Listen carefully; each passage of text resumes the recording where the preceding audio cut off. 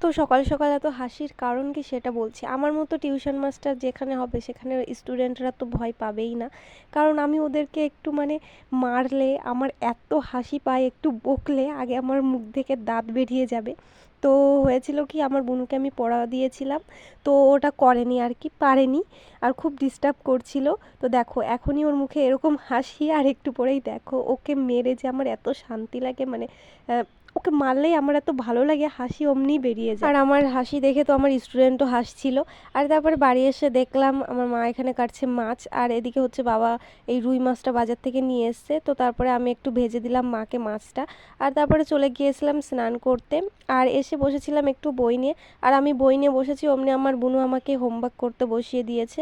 ওর প্রাইভেটের homework করা হয়নি, ও এখন খেলতে যাচ্ছে, আর আমাকে দেখো এদিকে করতে বসিয়ে দিয়েছে। তো আর কি ওর হোমওয়ার্কটা করে দিতে হলো।